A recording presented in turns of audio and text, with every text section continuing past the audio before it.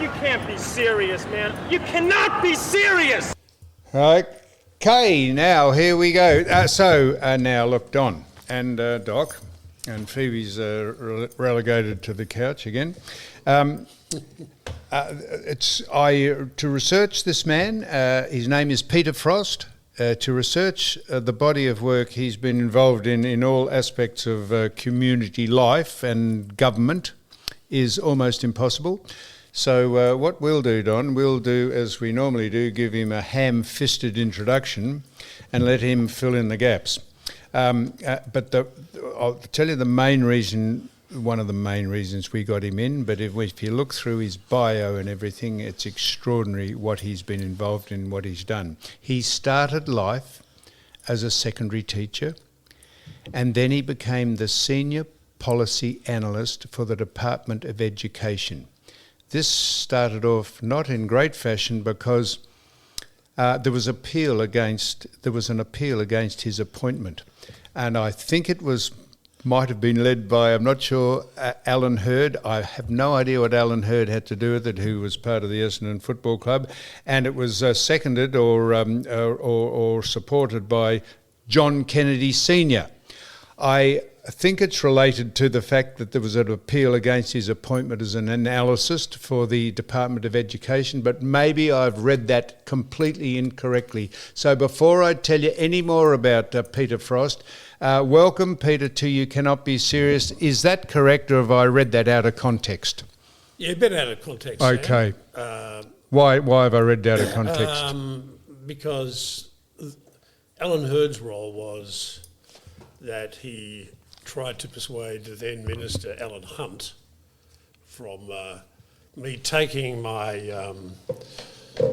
I'd won the Robert Gordon Menzies scholarship to Harvard. Yep. And Alan Hurd, and I've actually got the minutes because under FOI I asked for them, he said, that Frost is one of the best scholarship chasers in the education department, and he's been on strike 15 days, and we shouldn't basically reward people in this way. It was bloody stupid, but anyway, Alan Hunt said, look, great honour, and he let me go, and I got leave without pay. But when I came back... Why were you on strike? But when I was on strike, I was a member of the Victorian Secondary Teachers Association, and we... Hang on, Woo, can I ask, which one, tech or high school? It was a high school. Right. Coringal High School. I actually taught with the great man over there, Lord Mayor Locko. Yep. And that's how we got to know one another. Yep. So why were you on strike? I was on strike because we were... Money? No, we were striking for reducing the pupil-teacher ratio. You wanted smaller classrooms or want bigger ones? No, smaller classrooms, yeah. So we wanted more teachers. We wanted the class sizes to be smaller. Obviously, that's a cost to government. And who was the Minister of Education? Alan Hunt was the minister. He was the Minister for Education. Yeah. And what was Alan Hurd was the grandfather of James Hurd, John Kennedy, coach at Hawthorn. Now, John, I know, was, I think, chairman of the Teachers Tribunal. He was indeed. Is that right? He was. What was Alan Hurd's position at that stage? He was the Assistant Director General of Education, and the Director General, I think he worked for two of them. One was Laurie Shears, and then there was Norman Curry. The Reverend Norman Curry became the Director General of Education. So he worked under both of them, but I got to know him in particular as far as taking the scholarship when Shears was the Director General.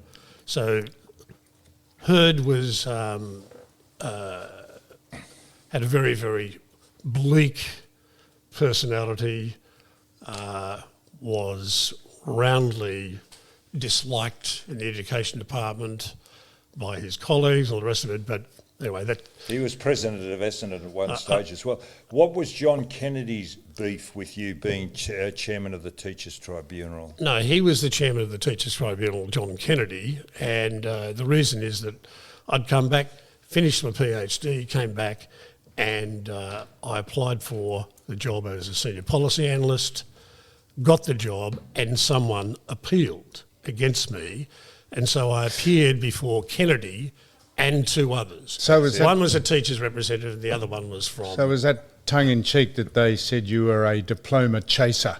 Or what does that mean? No, You're trying to ingratiate yourself with letters after your name? Yes, big deal. No, but why did they accuse you of that? That seems ridiculous. Well, it just simply said scholarship chaser. It was just bullshit. And most of the other senior members, the senior executives that worked under the Director General, they basically supported me. But Heard was very, very influential. Against you or for you? Against you. Yeah, he opposed me taking up the Menzies scholarship. Yep. Hunt said yes and the rest of it. Yep. I got the PhD, came back, was appointed as senior analyst, somebody appealed, Kennedy was the chairman of the tribunal, and I had a very, very interesting sort of encounter with him, and he basically said, well, how did you win the scholarship? And it was just simply like an interrogation. And I said, well, what do you want me to do? Give you the results? Give you this? You want to go? You want to check on the thesis and the thesis readers, the rest of it?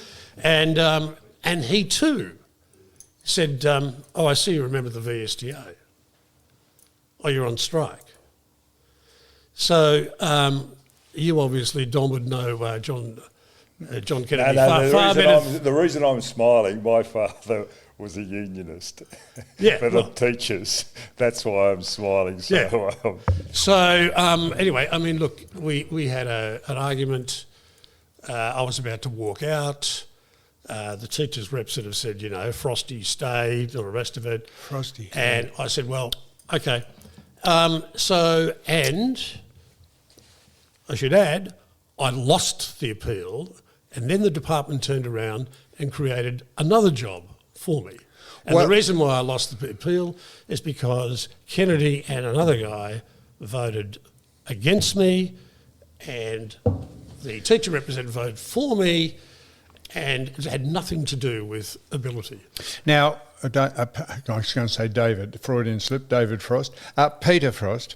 People might, around the globe, wondering why we're speaking to you, because let me just tell you the things that that I have worked out or deducted. You caddied for Peter Thompson, the 5-time British Open winner. You led 2 ministerial inquiries.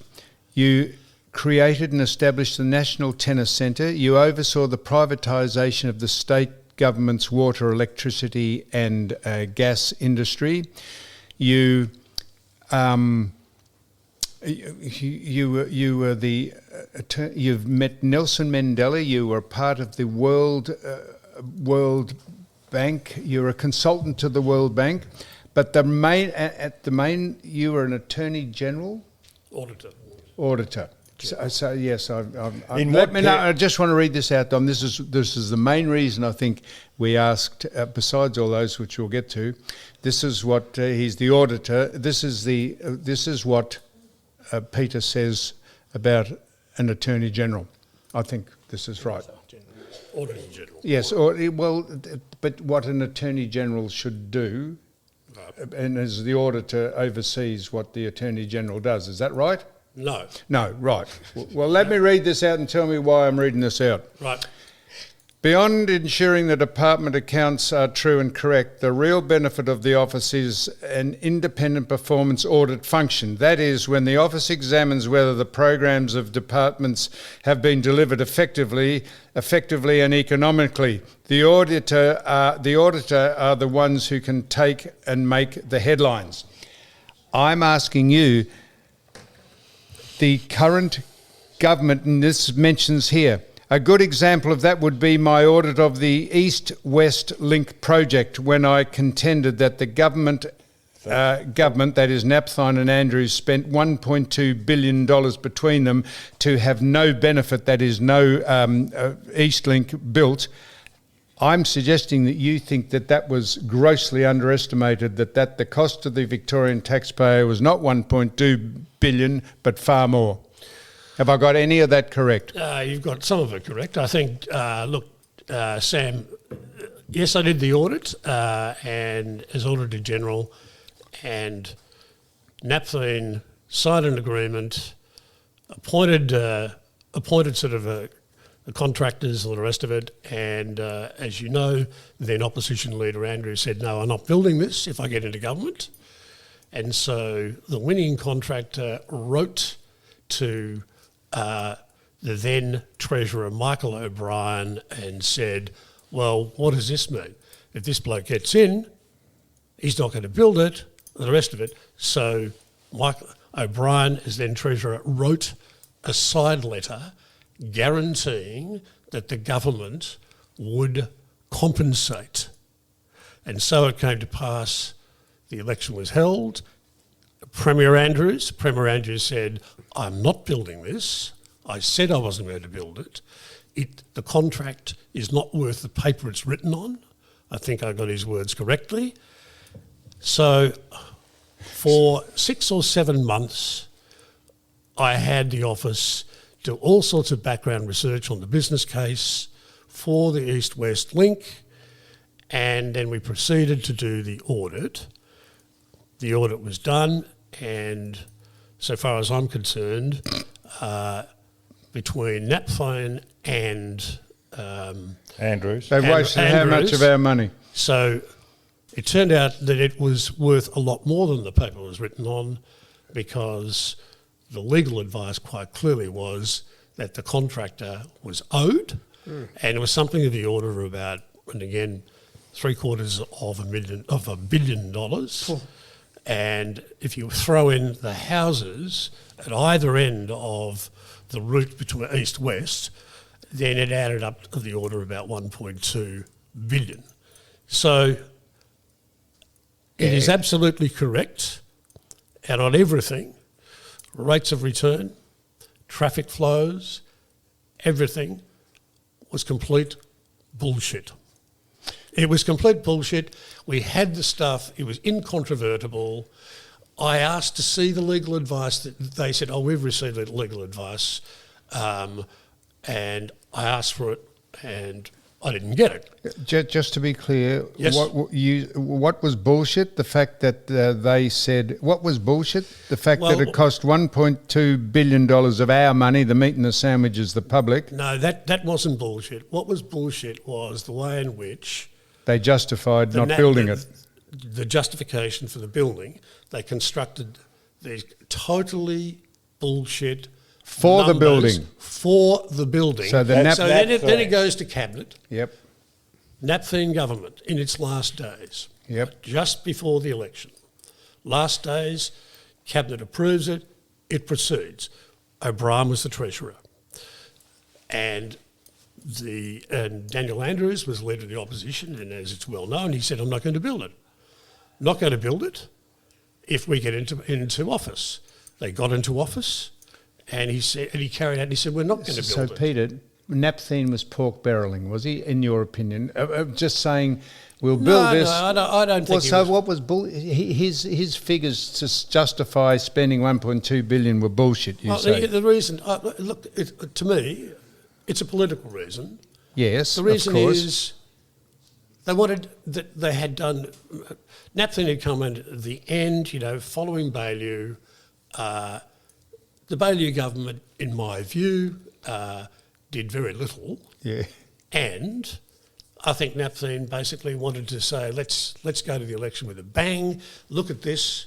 But this is a big construction. We're going to do this, and they quickly confected a series of business cases, as I said, things like traffic flows, all that sort of stuff, and that, I think, is a large reason why. There may well be proponents. So has Andrews been maligned unfairly by most of the electorate for wasting our money when he said that he might agree with you, that this is bullshit and we're not spending the money, I don't understand how It's criminal behaviour almost to guarantee to spend 1.2 million of taxpayers' money, and then someone just comes and says, well, while they're owed that, the contractors, we have to pay them out just to tear up the contract. Well, with all due respect, I think probably to Michael O'Brien, who then Treasurer, and then went on, as you know, led the opposition, then stepped down. I think the questions have always needed to be asked about the circumstances in which he was prepared to offer a letter of comfort to the contractors who went to him and said, this guy, if he gets in, Daniel Andrews, has said he's not going to build. So where does that leave us? So you've got contractors, head contractors, subcontractors. Legal agreement, legal contract. So I think it would be interesting to find out why Michael O'Brien did that. Yeah. So what happens is that Daniel Andrews said, I'm not going to build it. He's got into government, and whether he found out about the side letter, I don't know, but when he found out about the side letter, he was still saying, oh, well, it's not worth the paper it's written on. The side letter's not worth the paper it's written on, or the contract? Well, I mean, the side letter, all of these things, and what I'm saying is that he had to, obviously, as leader of the opposition, this was a big, big thing, as you know, in the election. Yeah, absolutely. So he wasn't going to back down. But again, you know, there are political reasons for that as well. And so I'm saying is, well, so he didn't, and he found out, obviously his legal advice is, hey, what O'Brien has guaranteed here is enforceable. It's legally enforceable. And in the end, they paid about of the order of $750 million.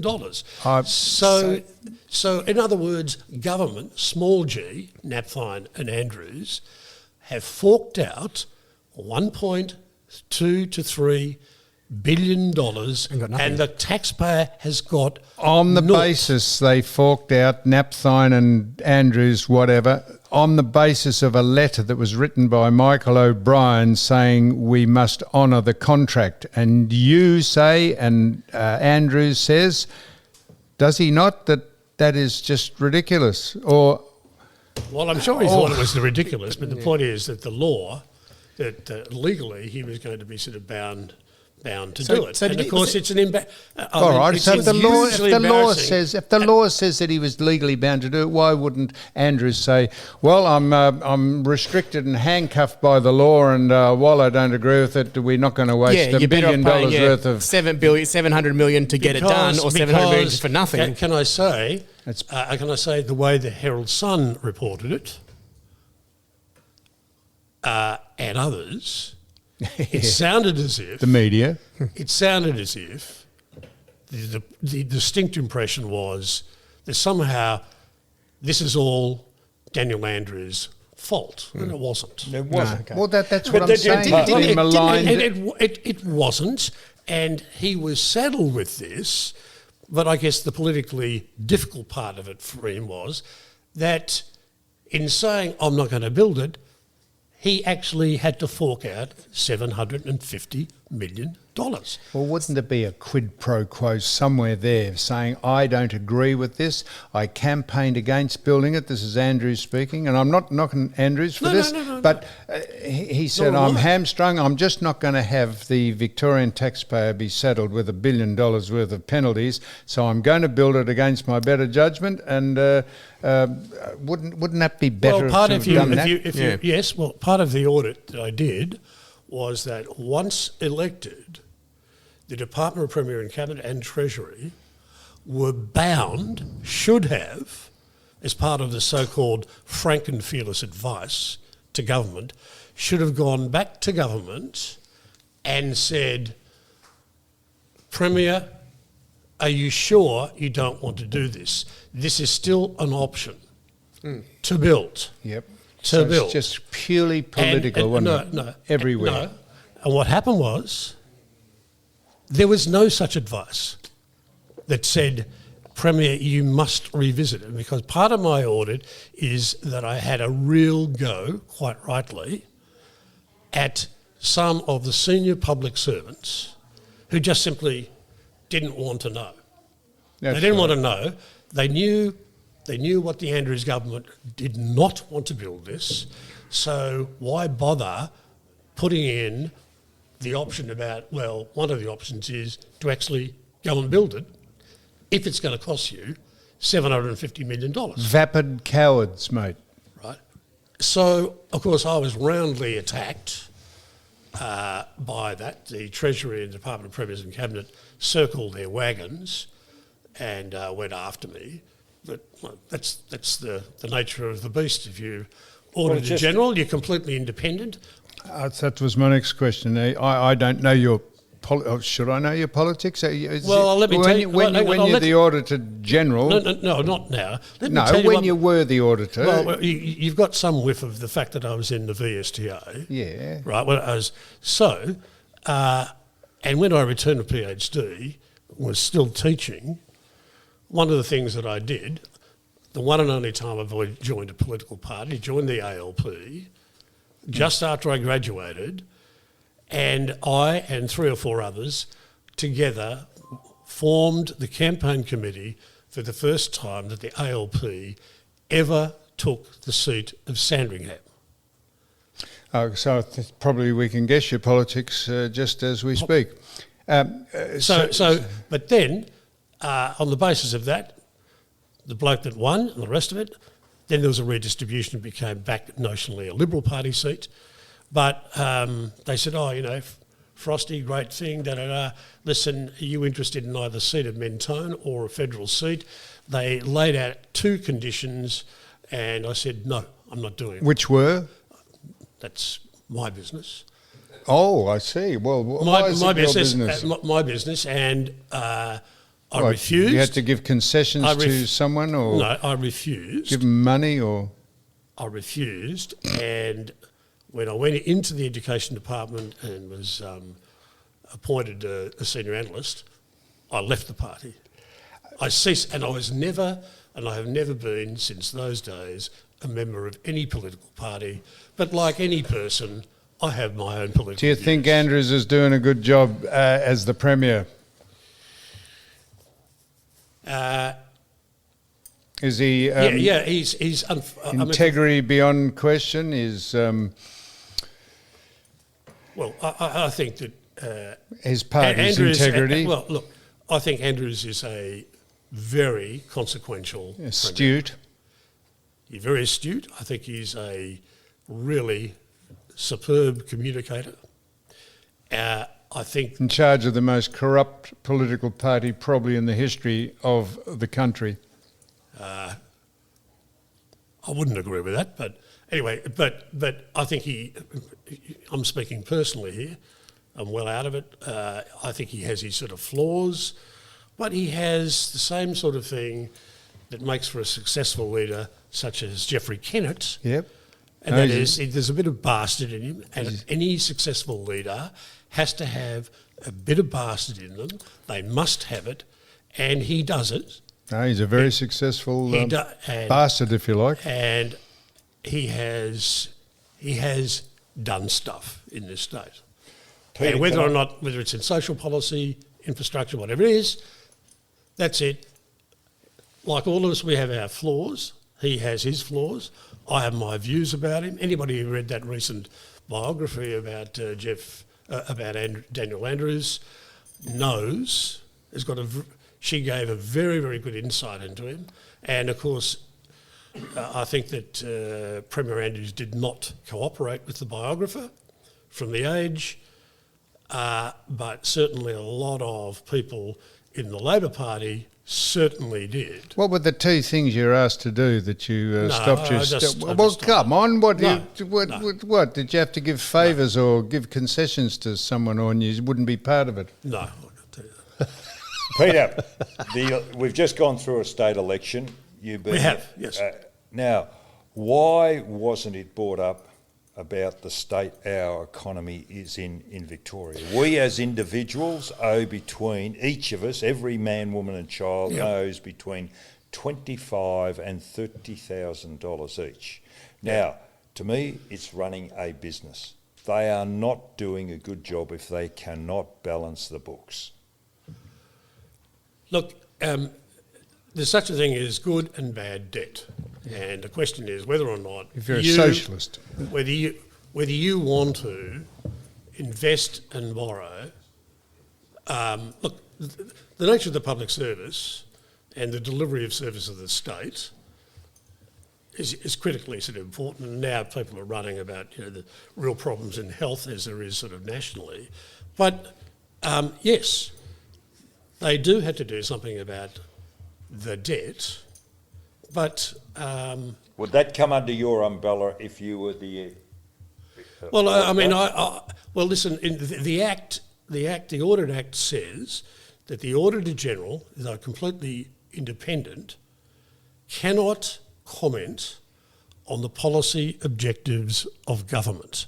What the Auditor General does is audit the performance, the delivery of programs that flow out of the policies. So if you've got it in education, whatever it is in something like, literacy, numeracy, I did 23 audits in my years in education. So I can look at the delivery of programs. How efficiently, how effectively, how economically did the Education Department deliver programs which were designed from the government policy about literacy and numeracy? I can look at that, but I can't say, this is the wrong policy. are you what's known as an actuary? No? I am not an actuary. No, what's an actuary? Someone who studies figures. Yes. What is an actuary? Well, an actuary is a person... That's what you are. I'm not. He's actually not. No, he's not. Actuary, you're No, not. actually, I'm not. So you led two ministerial inquiries, one to the youth, sport and recreation, the other... No, I did two Didn't you? inquiries for Robert Fordham when he was the Minister for Education and the Deputy Premier. What were they, the two ministerial inquiries? One was on salaries and teacher sort of progression. The other one was on pupil transport. Why have I got written youth, sport and recreation and racing? Well, why have you? Oh, well, that was in the thing that I read about you. No, it isn't. I've got it here. No, I've got it on my bloody thing. Okay, well, go and read it. I will. Hey, Peter, sorry, Don, you go. So, one of my banes is the privatisation. You led this.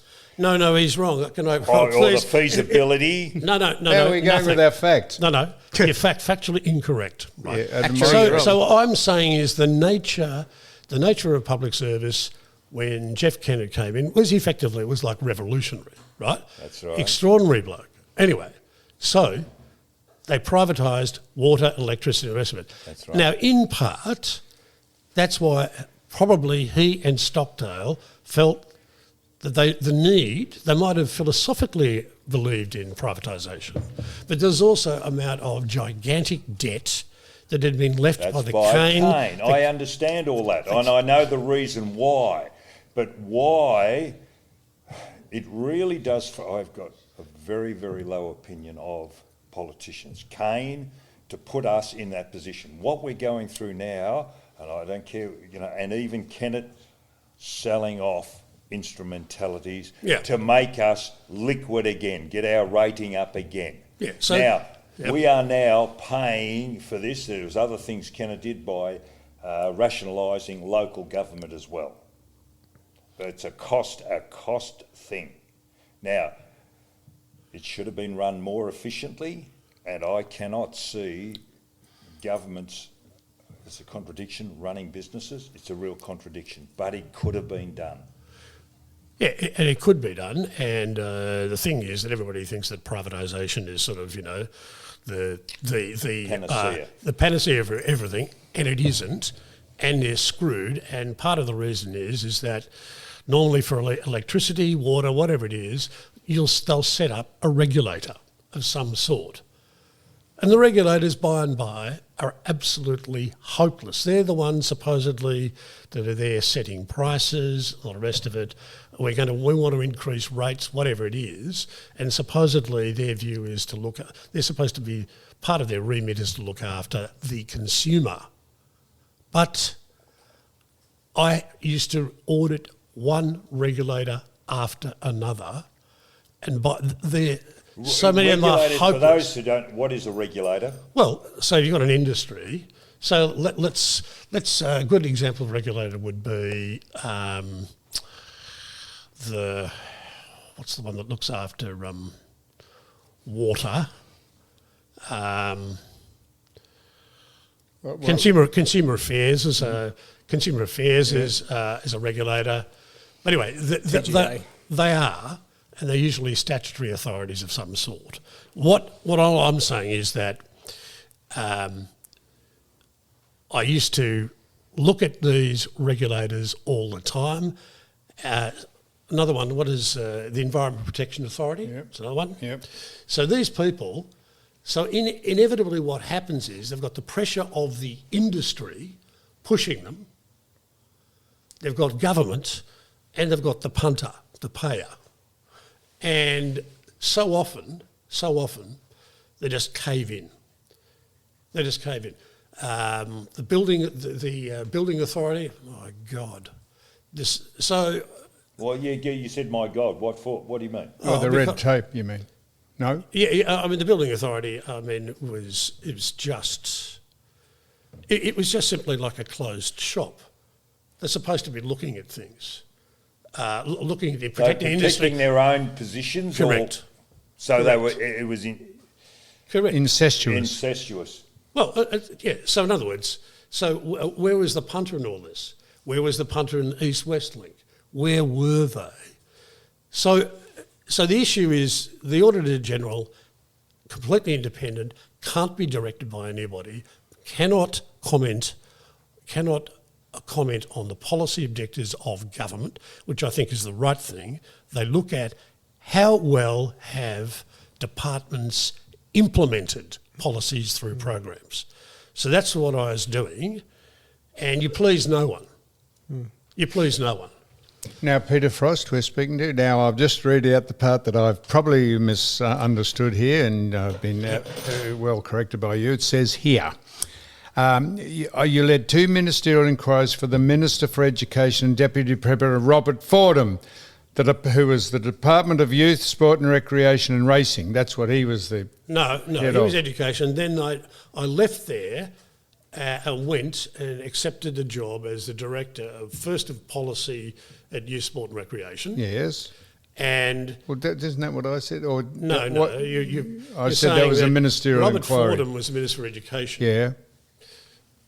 Nipper's Eyes. Yes, you should know. Because you established the National Tennis Centre and wanted to call it the Nipperdrome. Correct. As opposed to the John Cain's Cathedral. Cain's Cathedral. Yeah, I wanted to call it Nipperdrome. Anyway. Yep. So a great bloke, fantastic guy. Anyway, so what do you want me to do? Talk about... No. So I said you led 2 ministerial inquiries. Yeah, I did. And I told you that one was in transport. Yes. And the other one was about teaching salaries. I see, right? Yes. And then you established the Victorian Institute of Sport. When I moved to the Department of Sport and Recreation. Yes. Yeah. Right. I did say at the start of this, there's such a body of work here to sift through. Because it's sorry. No, it's not. Don't be sorry, mate. It's us.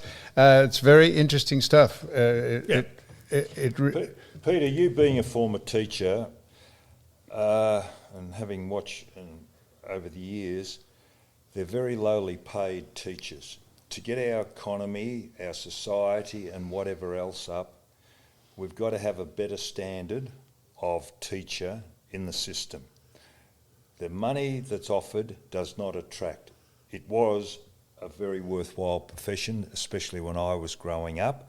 Very hard to become a teacher.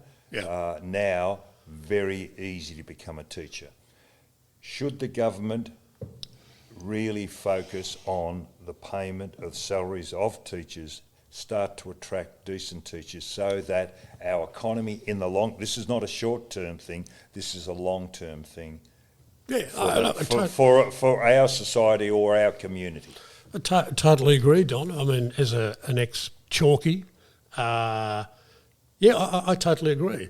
That was in part the reason why the role of teachers is utterly important. The 2 big components of whether or not kids really get a good education is the income of the family and the quality of the teaching. And teachers, all political parties, they're saying, the teachers ought to be recognised, revered. It's like nurses. Same with nurses, I was about to say that. Right? Yeah. Revered and all the rest of it. And nothing is ever really done. They're comparatively, they're paid, I think, reasonably now, but you're dead right. I totally agree with you. The concentration, I don't know if you've been into schools recently, but the indoctrination starts at a very early age at kindergarten, and also the gender imbalance is there, that there, especially in the primary sector, far more, there's not a balance, female to male, and I think that's wrong in the education process. Yeah, but and so changing the culture, you can't change any organisational culture under 10 years. When I was working for Kennett, people call it about changing the culture. In order to do that, you need 5-10 years, and it has to be persistent. And you're right, I think probably still is the case, more female primary teachers than there are. Lots of people want to leave the profession, they want to get out, and the rest of it. And so that's sort of been hollowed out. And even though, I was educated in a parochial school and then went to a Christian Brothers school, there was a huge difference, huge disparity in the sort of salaries that successful people like at Scotch or Geelong Grammar or Xavier, wherever it is, could receive, even though, relatively speaking, they were sort of low salaries. But there was some status in all of that.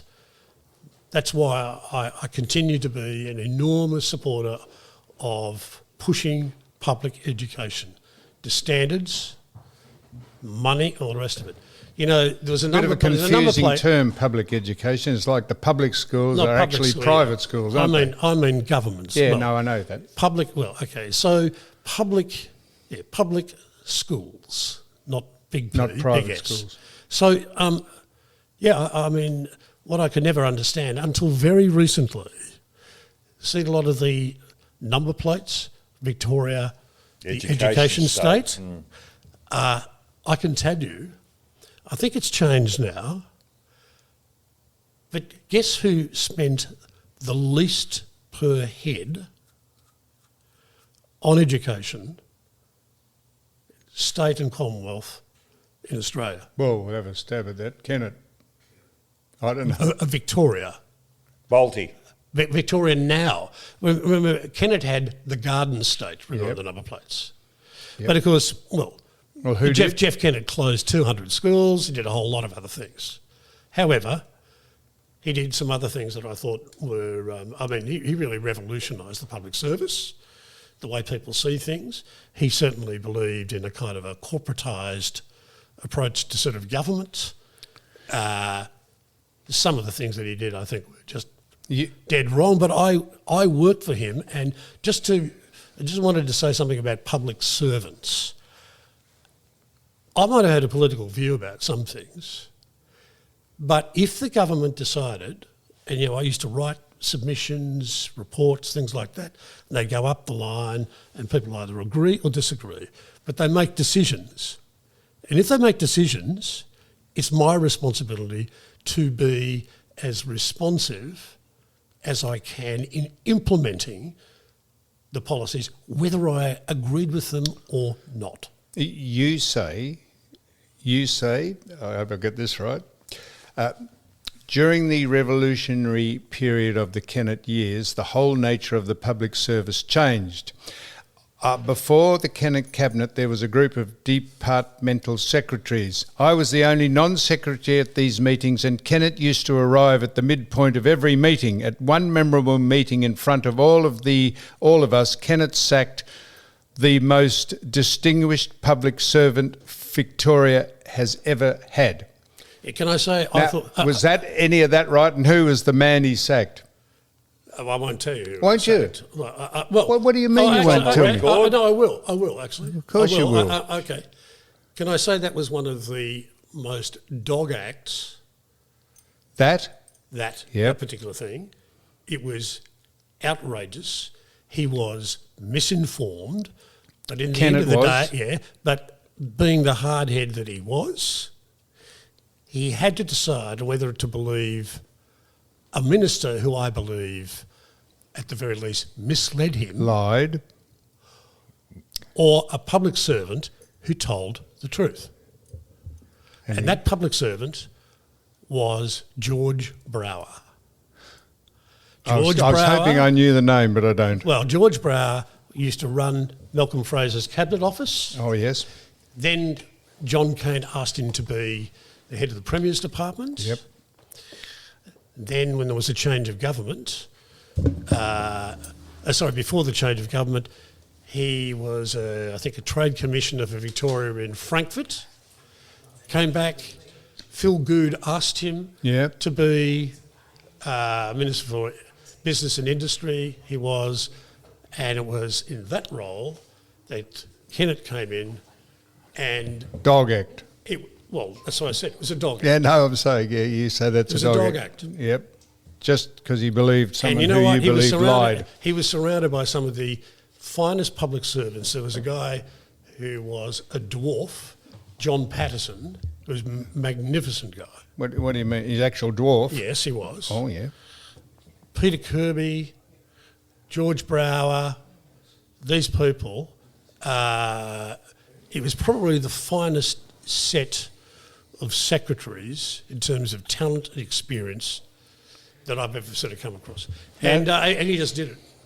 Peter, I'm very, very critical of politicians because I believe that they haven't got the expertise to be in those positions. I would prefer somebody with either a small business background or something along that line that covers all aspects. Do you think politicians are qualified to hold the positions that they have? I guess you've got to look at it there's a couple of issues. The first thing is that they're members of political parties with political programs. They've got an agenda, they've got their program. Platform. People vote on the platform. They vote for the platform. So therefore, that's the policy. So then the question becomes, how do we implement it? Who's best? Now, some people lend themselves to that, say, okay, I've got a lawyer, I'll make them Attorney General, if they're half decent. And you might have other people whose background might be in business, the rest of it. That doesn't mean, as you say, that they're experts. And that's why a proper functioning and properly developed public service is necessary. Too many people basically fall for this idea that public servants are the cardigan and moccasin brigade. And now that people are working from home and the rest of it, all of that basically just gathers, And it's just not realistic. It's unfair, but the problem now is the politicisation of the public service began in earnest with the Kennett government. The Kennett government revised the Public Service Act, became the Public Service Management Act, and what happened was that all public servants used to be employed by the Public Service Commission. He abolished the Public Service Commission, or the Public Service Board, and he said, the secretaries of the departments effectively run that business, the education business, transport business, whatever it is.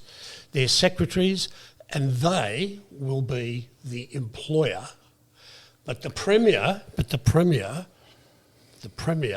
chooses the secretary. Yeah, but Peter, you're not surely saying that the public service and public's not overstaffed. You could cut half the public servants out and still have the same result. It's a job for the boys. Oh, hang on. Sticking your snout in the trough. No, you got to bait the line a little bit more adeptly than that, John. Right, so I'm sorry about that. So I think all I'm saying is that there may well be cases for efficiency. Remember, yes, all the time. So I don't disagree with that, but I'm not talking about that. I'm talking about the politicisation of it. And so what happened was the secretaries that have been appointed now, yep, and neither Brax nor Brumby nor Napthine nor Andrews have changed this arrangement. Exactly right. So what I'm saying is that all this does is allow for the creeping politicisation. People used to say, "Oh, this is the Westminster tradition."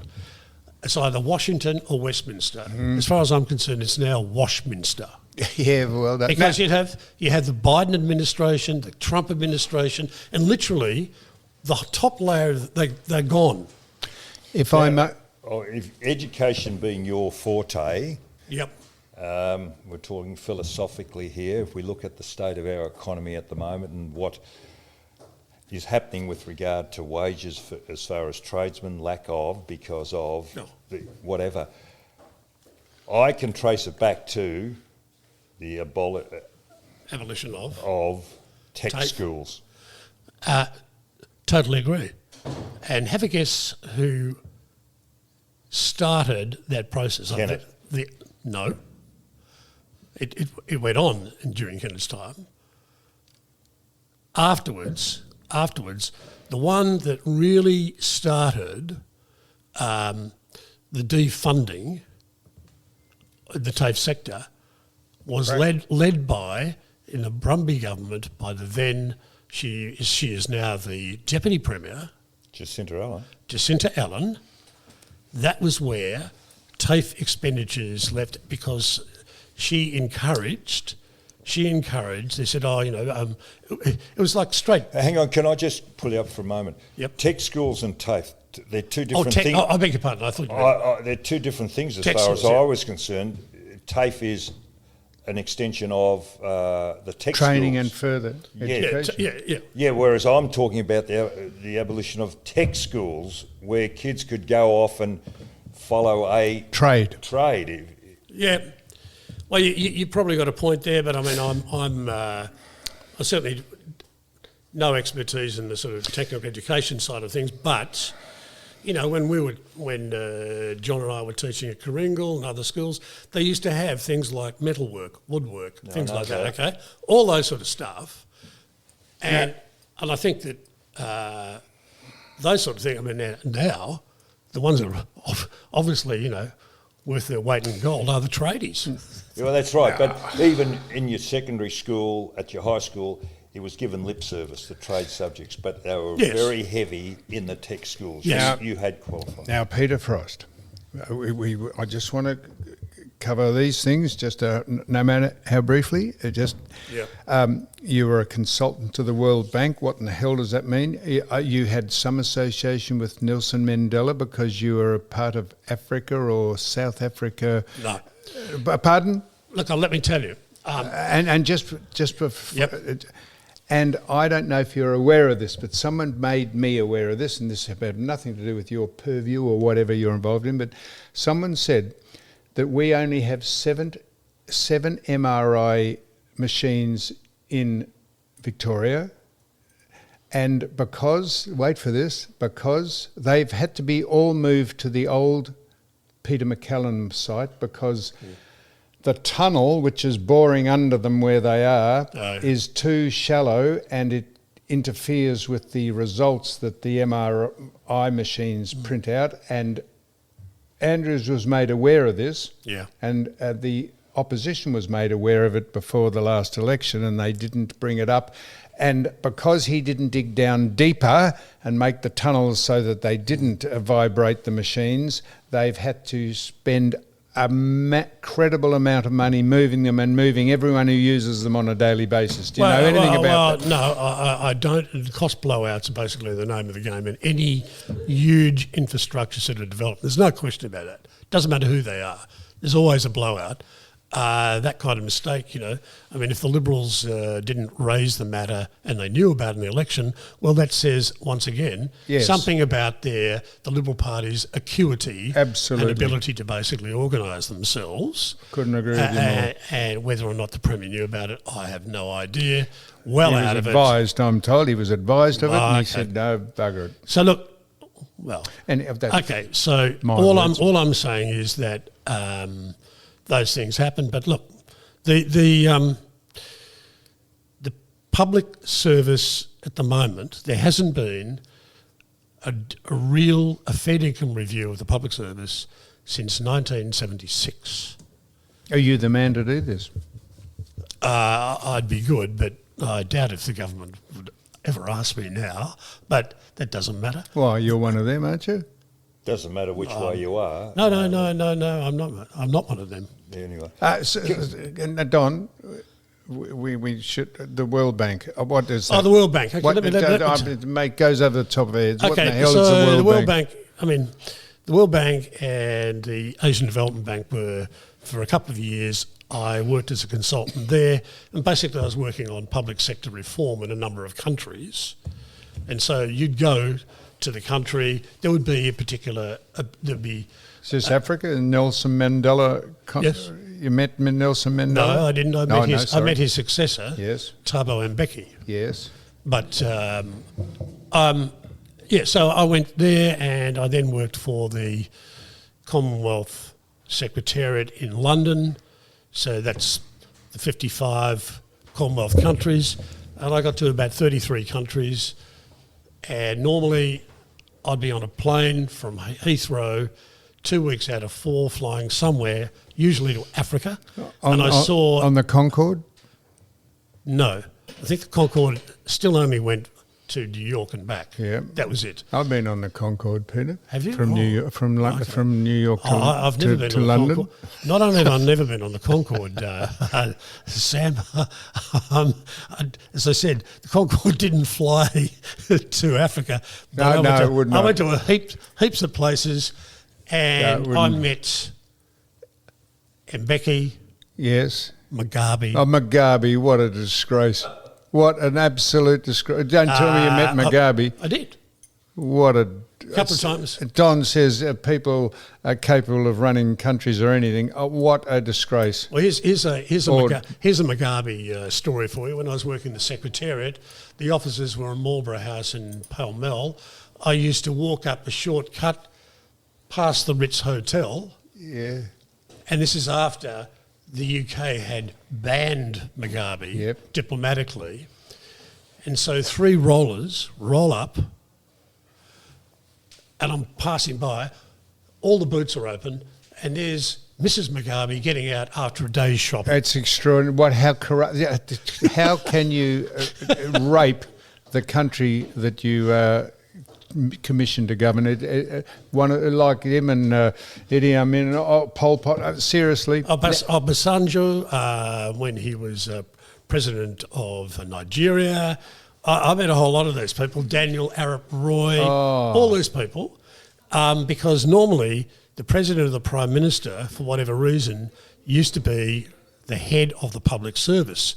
So because public sector reform was my gig, I'd get to see him. Yep. Not because I was Peter Frost, but just simply because that was it. Now, almost finally, tell us now, so one of the things that you hung your hat on, you caddied for the great, late Peter Thompson. Now, how did you know Peter Thompson, and what did you caddy, why did you caddy for him? Do you play golf yourself? I love golf, but as I say, John, I haven't played for about 25 years. I got down to 5. Did you? So anyway, my home was right near Victoria Golf Club, Chelton, Sandringham, Royal Melbourne. Anyway, we were holidaying down at Portsea, and I'm playing at Portsea. It was a par 3 hole, I've forgotten what it is. Mm-hmm. And it's right next to London Bridge Road, where as I later found out, that's where Peter Thompson used to own a house there. Yep. I hit my ball onto the green. This bloke in shorts, and he's carrying a little holiday bag with 5 clubs in it, just said, "Oh, look, can I join you?" said, right, so he steps through the wires. Did you know who he was? Not then, No. but I did as soon as he hit the ball. Did you? Because it was about a foot from the hole. I went, looked at him. You didn't recognise him when he stepped through? I didn't. I just wasn't paying any attention. Yep. Anyway, so here he is, and I said, oh, shit. And so I said, can I play the rest of the round with you? And he said, I'm only playing 9. So right, did that. Then I plucked up the courage at the end of it to say, well, what are you doing if you got a caddy for the Victorian Open? Which in those days was the beginning of the year. Yep. Right. And he said, oh, no, I haven't. I said, well, what about me? And he said, oh, okay. Really? Turn up at Victoria Golf Club, such and such a time. The Vic Open was going to be played at Victoria at that time. So I rolled up. What year is that? And, I don't know. 60s, 70s? Anyhow, 60s, 70s. Anyway, so what happened was that from that point on, I used to caddy for him as much as I could, not only as a uni student, but also I took a couple of days leave as a teacher to caddy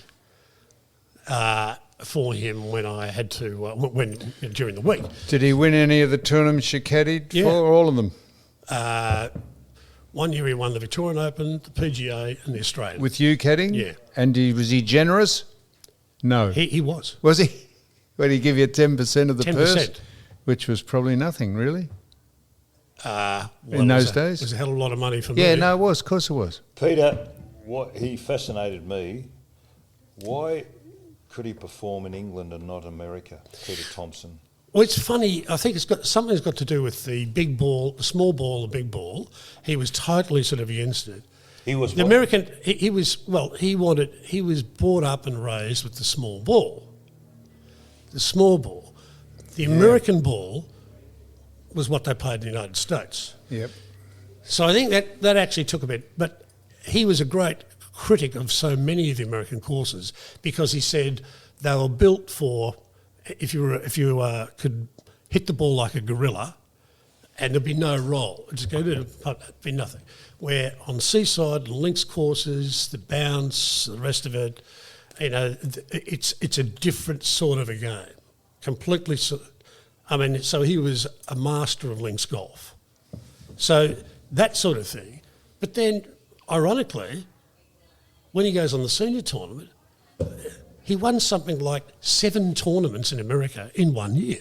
And he was beating everybody like Palmer, all of these people. He won the US Seniors Open. He won a whole lot of things. So I can't ever describe it. There were a lot of Americans that he did not like, but he loved Sam Snead. He loved Hogan and the rest of it. He was clearly smarter than most, but he greatly respected, Palmer, Nicholas, did not like Player. If you played with Player, I used to play with him, Trevino and the rest of it. And every time Player would play out of a bunker or something, that's the hardest bunker shot I've ever had to play. Next hole, something. This is the most difficult 2-iron I've ever. This is the most, everything. So... Although somebody who is obviously incredibly disciplined and is in his 80s and he looks fantastic, so he had a certain amount of physical discipline and the rest of it, I think Peter regarded him as a goose. The one that he really loved, his real soulmate, was Guy Wolstenholme. Guy Wolstenholme, yep. I mean, he loved Kel Nagel. Yep. Yeah. But Guy Wolstenholme, nowhere near his ability, and I was about to tell... John here that if you remember Guy Wolstenholme, tall guy. Yep. He played in Australia a bit. Yeah, and he used to win the Victorian Open. Yeah. He had a swing like Doug Sanders. You could put him in a telephone booth, and so it's this little whip. So I can still remember he was a fabulous guy, a pianist, British Army. They used to go to Asia all the time. Mrs. Wolstenholme was fantastic, and every time every time Guy would win the Victorian Open, she used to say, "I'm heading for the hills," because there'd be a kid that would follow sort of soon after. So he was a fabulous guy. Yeah. Peter loved him, but in terms of respect, all these people, Nagel, he loved Sam Snood. He used to go to Point Lonsdale, Peter Yep. Thompson, because his manager was a bloke called Harry Young. Harry Young, yeah. Do you remember Harry Young? He was No, a wrestler. I heard of him, yeah. Yeah, I was just a boy, and he befriended me, Harry Young, and I used to play golf with Peter Thompson on the Point Lonsdale golf course, just tagging around while and I interviewed Peter Thompson. He had great disdain for the Americans, the pompous and arrogant bullshit they used to carry on with. Yeah, and the thing that got him, like, is interesting, just how to play the game. You know how everybody basically has got a book, this is Yep. a caddies. Oh, I never did any of this. 200 metres of flag, 6, da-da-da-da-da. They mark the book, and the American public looks at it, yes, clap, shut the book. Peter never thought in yards, he just thought in clubs. Yep. So the sight, that's what it was. Yep. He'd look at it and say, this is for him, this is a soft 3, da-da-da-da-da. Yeah. He used to play all sorts of games. He was a magician. So you as a caddy, you wouldn't walk the course before? No, No. because he knew it better than me. Yeah, he did. He knew it better than me. Yep. All the Victorian courses, but anyway, he used to do things like on par 3s, he would deliberately half play like a 5-iron. Yep, a right. half 5 at half strength. Yep. And the players are going, oh shit, 5. So they go whack, and they'd be 20 yards over the green. Yep. So, because they basically used to watch what he did, but they didn't pay attention to how hard he was hitting the That's ball and right. the rest of it. And they say, oh, he's playing a 5. Shit. This yeah. is trickier than I thought. That's Bang, and they'd be 50 yards over the back of the green. So that's gamesmanship? Oh, you're smart. Yep. Now, Peter Frost, this has been, we'd like to not go for more than an hour usually, because we think most people haven't got the attention span but this has gone well over an hour, so we really appreciate you coming in. I hope we got some of the questions accurately, but you filled in the gaps and told us when we were speaking shit. No. It's Fun talking. It's fantastic for you to come in. 2 masters of the trade. Yeah, masters and nothing. We really appreciate you coming in, Peter Frost, and for being on. I'm asking you a couple of questions off air too. Well, that'll be happy. I'm glad our listening audience would love to know that, Don, because they'll be staggered as to what you're going to ask him. Yeah, I noticed you've got that those 2 bits of metal together at last. Took you an hour and a quarter to do that. Peter Frost, thank you very much for joining us on You Cannot Be Serious.